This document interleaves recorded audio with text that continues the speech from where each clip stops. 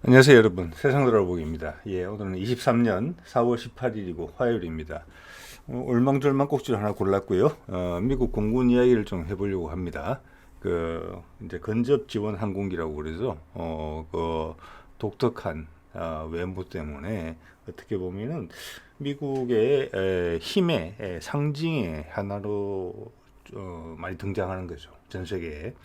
그리고 이제 미국 사람들의 마음 속에도 또 그러한 미국 스스로의 힘의 상징으로 자리매김되고 있는 그런 기종인데, 그런 이제 상징성 때문에 예상보다는 수명이 좀 길었죠. 그래서 이게 은퇴한다는 기사가 마침내 났네요. 그래서 그 내용에 대해서 여러분하고 공유를 하고 좀 대생각을 좀 덧붙여 보도록 하겠습니다. 예. 이게 이제 이게 이제 등장한 기사는 여기 에어 앤 스페이스 포스 매거진이라고, 옛날에 에어포스 매거진이었는데 최근에 들어와서 이제 우주군이 생기고 이러면서 뒤에 스페이스가 붙었어요. 에어 뒤에. 예, 그런 잡지고. 이게 이제 4월 14일 날 기사니까 며칠 안 됐네요. 그죠? 예. 자, 이 제목을 제가 약간 의역을 해보면, 여러 해 동안 A10을 지키기 위해서 많은 노력을 기울였지만 결국에는 이제 미 공군이 그 첫 번째 A10을 드디어 이제 퇴역시켰다. 제목이 이렇게 되겠습니다. 그래서 이제 이 보유한 기체가 아마 280대 정도 되는 것 같아요. 그래서 금년에 한 21대 정도 은퇴를 시키겠다는 거고, 그게 공군은 이제 이번에 이제 바이든 행정부 들어서도 은퇴시킨다는 계획이 이미 나왔지만, 이제 의회에서 아까 그런 상징성이라는 문제 때문에 그래서 이제 거기에 합당한 이제 논리를 계속 갖다 붙이면서 이런 데는 유용하다, 저런 데는 유용하다. 예. 그러면서 버티던 것이 이번에는 이제 결국 오케이를 해줘서 21대 분량을 이제 은퇴를 시키게 된 거죠. 그 첫 번째 기체가 이제 일이 갔다는 거죠. 여러분들 아시는 아리조나에 있는 그 퇴역 기체들을 보관하는 곳이죠. 예. 여기가 이제 사막이고 아리조나니까 여기 이제 이게 버린, 이게 뭐랄까, 우리말로 해서 폐차장이 아닙니다, 여기는. 예. 그래서 최상의 상태로 유지가 되고 있는 것이고, 또 필요하다면은 뭐 예비역 더하기 퇴역 그 중간쯤 되는 그런 기체라고 보셔야 돼요. 그래서 예전에 우리도 미국 중고 비행기를 살 때 이제 우리 쪽에서 파견단이 이곳에 가서 비행기 기체를 들여다보고 했다는 그런 기록들도 여기저기서 보이죠. 그리고 이를 고른 이유는 여기 이제 건조한 기후이기 때문에 이렇게 이제 노천에 방치를 하더라도 기체의 손상이 가장 적은 그런 기후를 선택했기 때문에 여기로 이제 여기가 낙점돼 이곳이 선택된 것으로 그렇게 알고 있습니다. 자, 보면은 4월 5일 날 퇴역하는 첫 A10이 이제 이곳에 간 거죠. 여기 이름은 보니야드라는 곳이고 아리조나에 있습니다. 말씀드린 대로. 그래서 9월 말까지 21대 퇴역이 21대가 퇴역 예정이고, 이 9월 말이 된 이유는 금년 회계연도 안에 하기 위해서 그렇게 된 거예요. 그래서 내년 회계연도는 다시 또 의회 오케이를 받아야 돼요. 근데 일단 시작이 됐기 때문에 미 공군은 이제 계속 이걸 은퇴를 계속 시켜서 끝낼 생각이에요. 30년이 되기 전에. 예, 여러 가지 이유가 있겠죠. 예. 그래서 퇴역하는 순서는 오래된 순서인 것 같아요. 예, 전투 적합성이 좀 떨어지는 거. 예, 많이 부족한 기체부터, 일반적으로는 오래된 기체겠죠. 거기부터 이제 퇴역이 되는 거죠. 그렇기 때문에 예를 들어서 어떤 비행대 전체가 퇴역이 되고 이런 게 아니고, 여러 기지에 있는 기체들 중에서 오래된 것부터 골라서 이렇게 퇴역시키는 것 같아요. 예. 자, 이 사람이 이제 찰스 브라운 미 공군 참모총장이고, 미국은 우리하고 좀 체계가 좀 다르죠. 우리는 공군 참모총장 위에 이제 합참의장이 있고, 미국도 그래요. 합참의장이 있고 3군 이제 해병대가 있으면 4군을 다 아우르면서 그 위에 국방장관이 있는 그런 체제는 같은데, 우리랑 이 공군 참모총장이 공군에서 제일 높은 사람 아닙니다. 여기에 공군 장관이라고 있어요. 민간인이 하는. 예. 그래서 그 사람이 이제 서열상으로는 1위예요. 예. 근데 그렇고 육군도 마찬가지고 해군도 마찬가지고, 해군 장관, 해군 성 장관 이렇게 부르기도 하고, 육군 장관도 있지요. 예, 여자들이 하는 경우도 있고 이렇습니다. 이 사람이 이제 계획은 이래요. 이 사람이 이제 이걸 밀어붙이고 있는 것이죠. 예, 바이든 행정부 들어오면서 임명된 이제 총장인데, 23년도에 이제 좀 전에 말씀드린 데 21대, 24년도에는 42대 이때부터는 계획이죠. 근데 좀 전에 말씀드린 것처럼 일단 물꼬가 튀었기 때문에 이대로 갈 것 같아요. 갈 가능성이 높아 보입니다. 예. 그래서 29년까지는 전 기체 퇴역을 추진 중이다. 보유 대수가 이제 말씀드린 대로 81대로 지금 미국 기사를 바탕으로 두면 그래요. 이제 국내에서 보도 자료들하고 보면 몇 대 차이가 나는데 거의 비슷한 수준입니다. 예. 그래서 이게 원래는 어떻게 이야기가 나왔는고 하니 2030년대까지 일부 기체는 보완을 해서 쓴다라는 게 원래 계획이었었어요. 그런데 그게 계획이 좀 더 앞당겨진 거예요. 예, 그게 핵심입니다. 앞당겨서 퇴역을 시킨 거예요. 이전의 계획보다는. 예.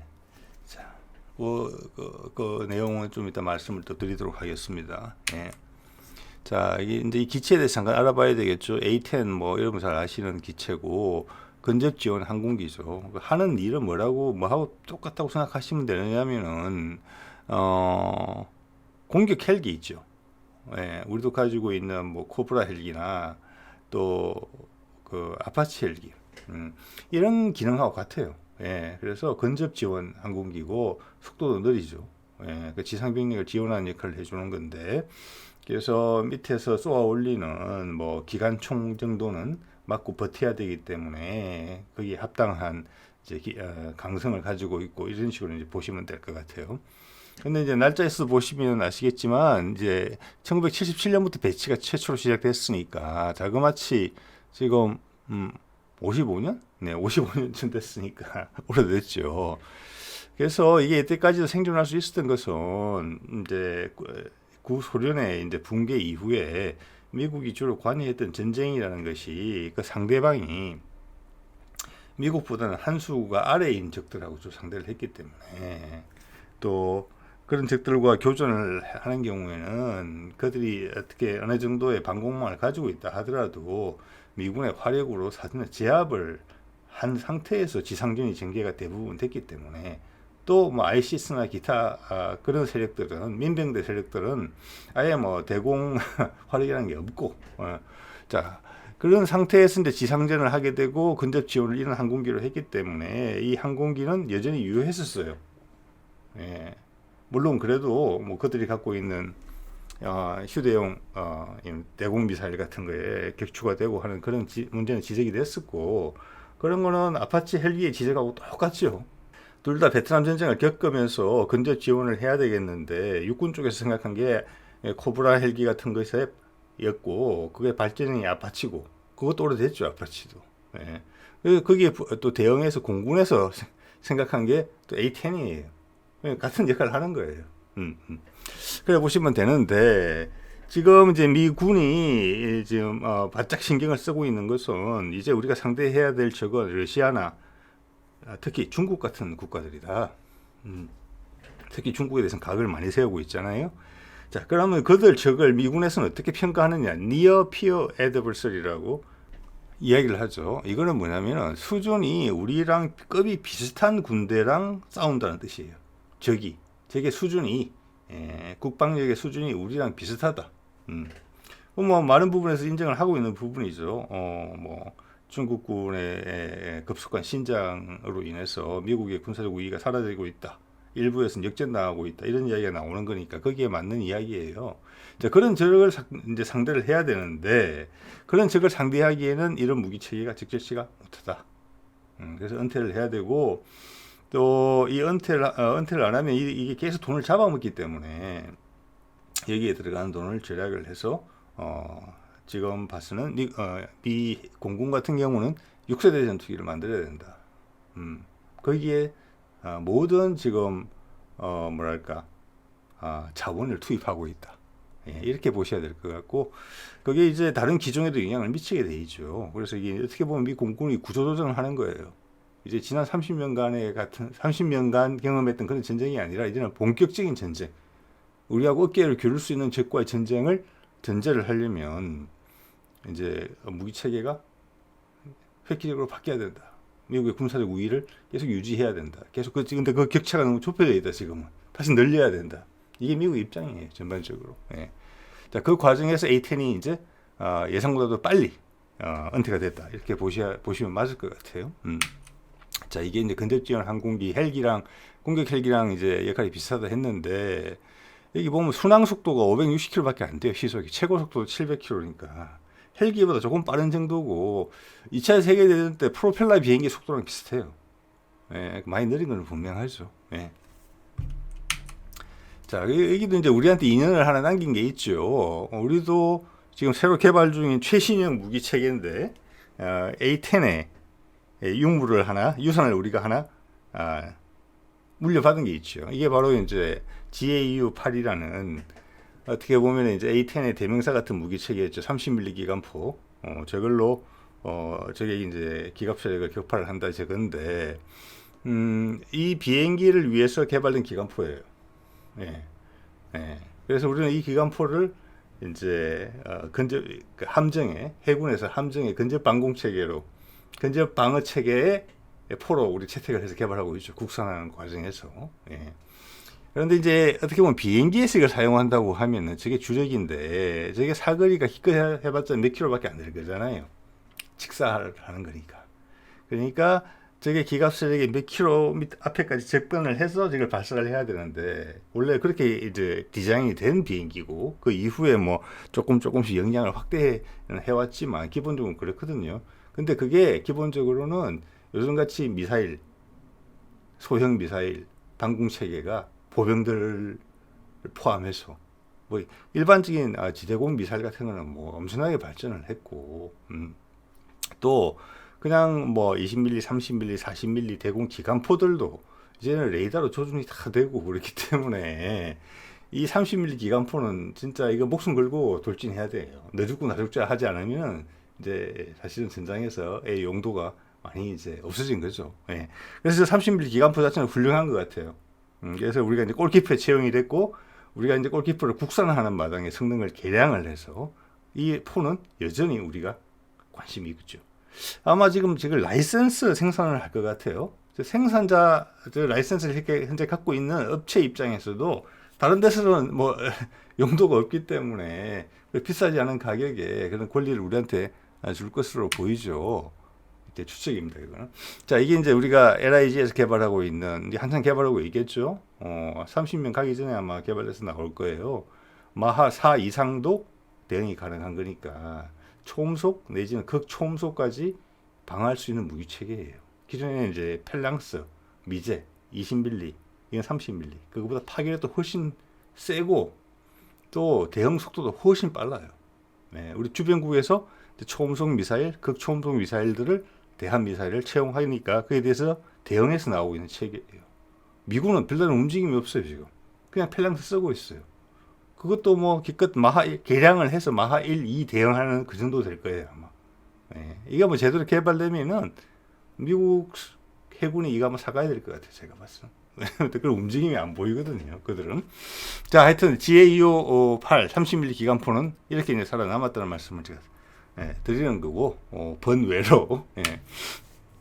자, 그러면 미군이, 제가 이제 미 공군이 구조조정을 한다는데, 그들 포트폴리오가 있을 거 아니에요. 공군의 주력을 이제 구성하는 그 포트폴리오를 이제 바꾼다는 건데, 그 생각에 대해서 한번 알아봐도 상당히 유용할 것 같아요. 오늘 이야기가 그거랑 상관이 있거든요. 이거는 보면 이제 같은 이제 잡지에서 나온 건데, 금년 3월 15일에 나온 기사예요. 여기서 뭐라고 하냐면 이것도 A10과 관련된 거예요. 원래 미 공군이 생각하고 있었던 2030년대 주요 구상이 4 더하기 1 기종이에요. 기종 4가지 더하기 1. 그 1이 뭐였냐면은 A10이었어요. 그래서 너무 낡은 거는 버리고 일부는 개량해서 30mm까지 쓴다라는 계획이었기 때문에 4 더하기 1이었는데 저 1이 없어졌다는 거예요. 이제 4만 남은 거죠. 네. 그래서 이게 이제 의역을 해보면은 브라운 이제 공군 참모총장이죠. 미래 공군 전력 구상에서 A10을 제외했다라는 게 3월 15일자 기사였고, 좀 전에 보여드린 4월 14일자 기사에서는 첫 번째 A10이 실제로 저장소로 갔다. 이런 게 되겠죠. 그럼 우리가 이제 궁금한 것은 미 공군의 4 플러스 1, 자, 1이 없어졌으니까 4, 네 가지 기종, 그들의 포트폴리오가 뭔지, 예?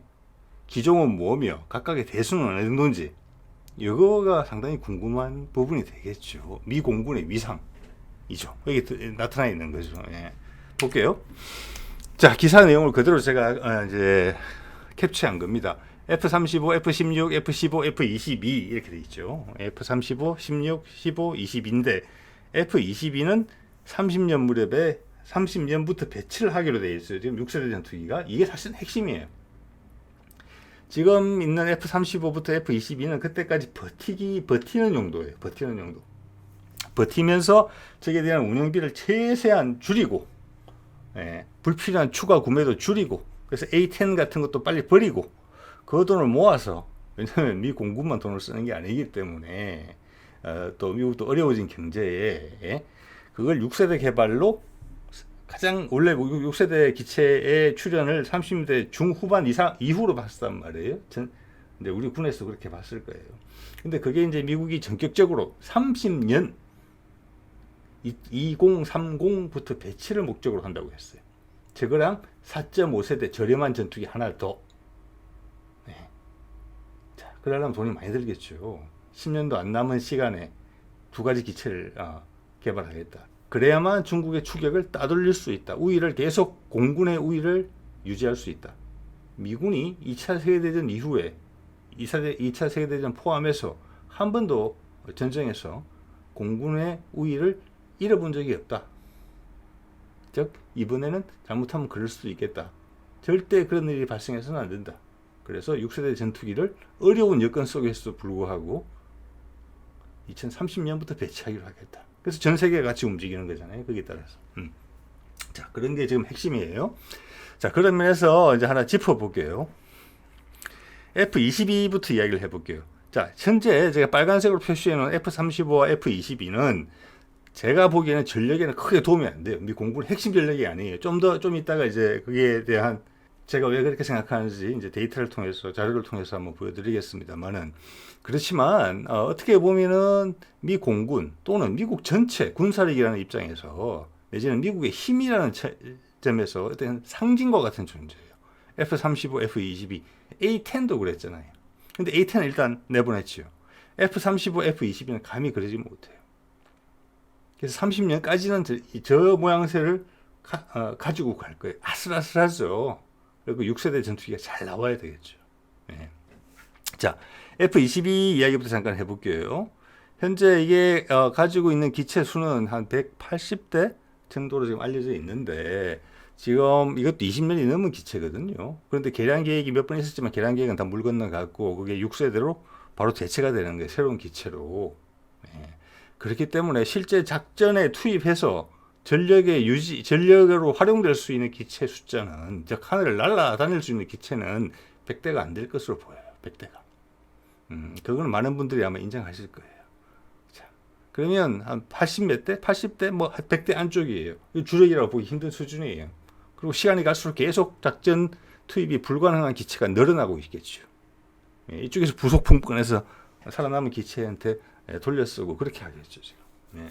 그렇지만 그 상징성이라는 것 때문에 이렇게 이야기가 된다. 네.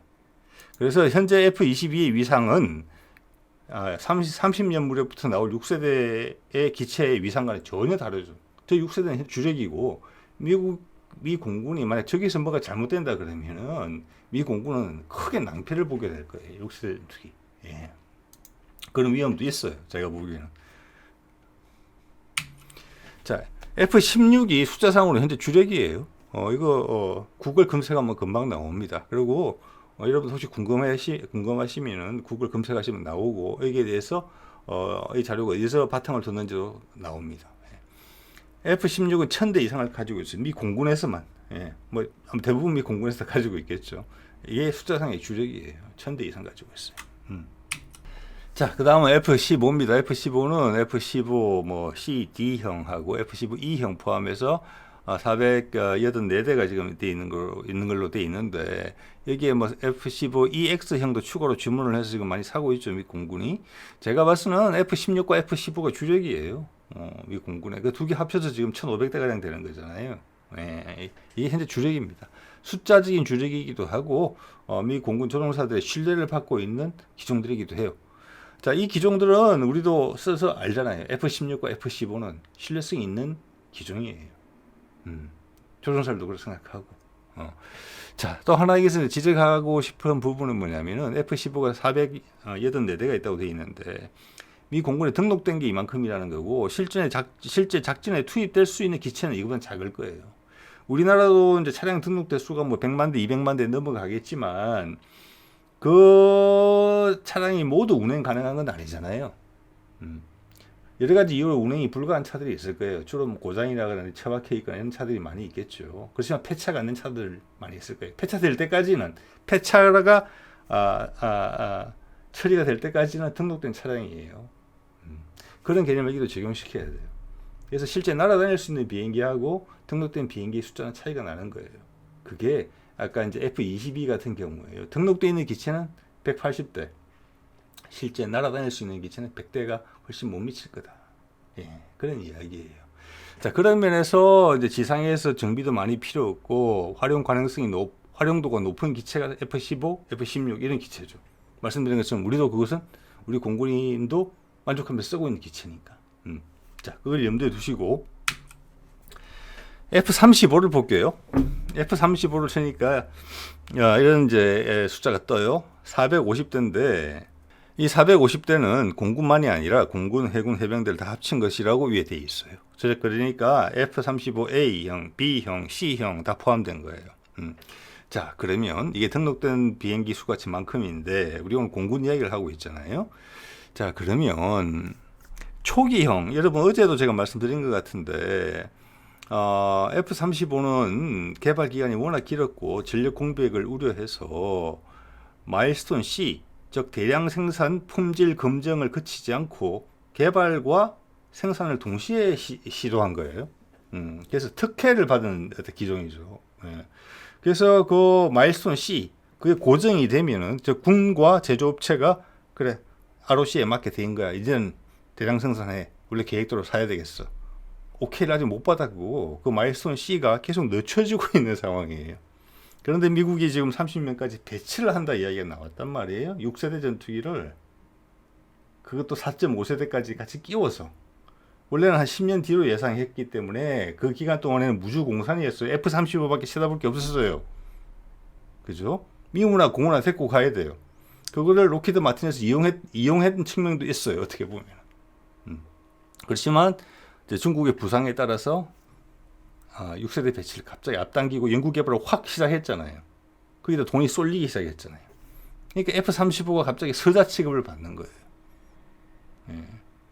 제가 거듭해서 말씀드립니다만 지금 1, 2년 더 대량 생산 오케이를 받지 못하면 그냥 프로그램이 없어져야 돼요. 왜냐하면 지금 몇 년 지나면은 뭐 25년, 26년 오케이 받고 그러면 생산 시작하고 또 뭐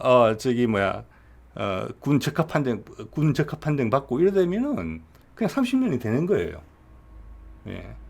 그와 동시에 미 공군, 해군에서 도입 대수를 줄이잖아요. 그 이후로 동맹국들한테 대한 판촉은 강화하죠.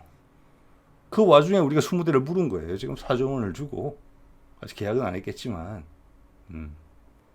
개발과 배치를 동시에 하다 보니까 배치를 해놓고 그게 지금 개발 중인 기체예요. 그리고 계속 개선이 되는 거죠. 이것저것. 그렇지만 그 문제가 계속 지속되고 있기 때문에 이걸 고치면 저게 문제가 되고 이런 상황이에요. 그래서 마일스톤 C가 자꾸 늦춰지고 있는 거예요. 그게 뭐 블록 C, 블록 D, 뭐 이렇게 블록 F 뭐 이렇게 가면서 계속 그렇게 되는 거잖아요. 그렇기 때문에 초기 형들은 전투 적합하지가 못해요. 예, 그러니까 시험용 기체로 써요. 조종사 연습용이에요. 그게 숫자가 200대 가까이 돼요. 오늘 미국 보도에서 나온 자료입니다. 아주 몇 년 전에 이미. 예, 그때 200대예요. 그러면 3군에 지금 F-35 계열이 450대인데 거기서 200대를 빼면 남은 건 250대거든요. 저 250대에서 해군용이 50대 이상은 될 거예요 아마. 해병대용도 있으니까. 그러면 공군은 모르겠어요. 한 150에서 200대 사이에 갖고 있지 않나? 이렇게 생각이 들어요. 실제 전투 가능한. 네. 그게 전력이잖아요. 전투에 참여할 수 있어야 전력이니까. 그렇게밖에 안 돼요. 네. 그러면 F-22 처지랑 크게 다른 게 없어요. 거기서도 고장 많이 나고 땅에 앉아있는 시간이 많이 있고 이미 미국 자료에서 언급을 하잖아요. F-15보다 훨씬 운행 시간이 적다고. F-35가. 예. 그게 다 그 이야기입니다. 고장 많이 난다는 거 다 알고 있고 우리나라 자료에도 나와 있잖아요. 그게 언제 개선될지 몰라요. 그리고 시간이 몇 년 없어요. 그 몇 년만 기다렸다 사도 된다는 이야기예요. F-35 정 사고 싶으면. 왜냐? 그때 되면 F-35 미국이 포기할 수가 있기 때문에 그래요. 그러면 그냥 사자원 비행기 사서 나중에 수리도 안 되고 그냥 싹 다 버려야 돼요. 앞에 40대 산 거면 충분해요. 네. 자, 이렇게 볼 수 있어요. 그러면 아까 그래서 이 정도 데이터까지 자료까지 보셨으면 왜 제가 이 자료를 바탕으로 봤을 때 미 공군의 주력은 F-16과 F-15다. 그래서 F-15EX를 추가로 사는 게 지금 6세대 전투기 나올 때까지 미 공군에 할 수 있는 최대한의 선방이에요. F-35는 전력에 도움이 안 돼요. 지금 추가로 사도. 그건 얼굴 마담이니까 그냥 항상 끼워주는 거예요. F-22와 마찬가지로. 자, 그러면 미 공군의 전력의 핵심이 F-16과 F-15라고 그러면 중국 공군 같은 경우에 예를 들어서 거기는 지금 이미 5세대 전투기를 여러 종류를 지금 개발하고 있죠. 예, 이미 나와 있고. 예. 그래서 미국이 지금 마음이 급한 거잖아요. 예. 액면은 괜찮은데 내실이 없는 거죠, 지금. 돈은 돈대로 들어가고. 그래서 불쌍한 동맹국들만 그냥 세금을 쓰라고 압박을 받고 있는 거예요. 네. 자, 오늘은 A10 은퇴 소식을 가지고 여러분한테 공유를 하고 또 거기 덧붙여서 제 생각을 좀 말씀드려봤습니다. 오늘은 이 정도로 하겠습니다. 네.